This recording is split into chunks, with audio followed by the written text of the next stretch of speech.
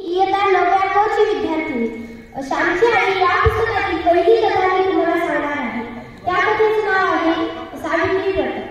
माझ्या आईचं माहेर फार श्रीमंत होतं, तरी सुखी होतं. खाण्यापिण्याची गदार नव्हती, ते गावातच होतं. माझ्या आईचे वडील फार कर्मठ व धर्मनिष्ठ होते. माझी आई भावंडात नव्हती. आई वडिलांचं तिच्यावर फार प्रेम. माहेरी तिला 2 नाती होती, आवडी आणि बळ. आवडी म्हणजे सर्वांना आवडणारी, तर बळ म्हणजे आई, जगाची आई. माझ्या आईला 2 भावंडे व 1 बहीण होती. माझी आजी नियमित व दक्ष होती. तिच्या घरातील भांडी आरशाप्रमाणे स्वच्छ असत.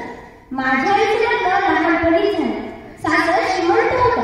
सासरच्या माणसं सरदार म्हणून ओळखली जात. निदान ती स्वतःला तसं समजत.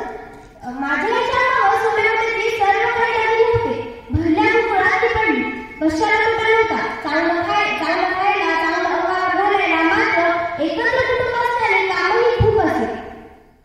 माझ्या आजोबा थकल्याने वडिलांच्या अंगावर 17 ते 18 वर्षाचे असताना घरची जबाबदारी आहे. ते 4 काका भाऊ बनले. आम्ही वडिलांना भाऊ व गावातील लोक भाऊराव म्हणू. खोत म्हणजे गावचा शिस्तारा वसूल करून सरकारात भरणार. त्याबद्दल पगारात 4था हिस्सा मिळेल. पण कमी शिस्तारा वसूल झाला तर खिशातून भरावा लागेल. त्यामुळे कर्ज होईल. आम्ही वडवडी गावचे खोत होतो. त्या गावात आमची खूप मोठी बाग होती. धोधो पाणी वाहत असे.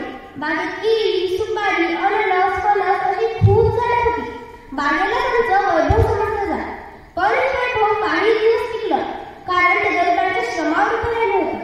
माझे वडील स्वभावाला दुष्ट नव्हते, पण त्यांना खुदीचा फार अभिमान वाटे. त्यांच्या डोळ्यात ते कमी जास्त बंधुसार व लोकांची मनं दुखत.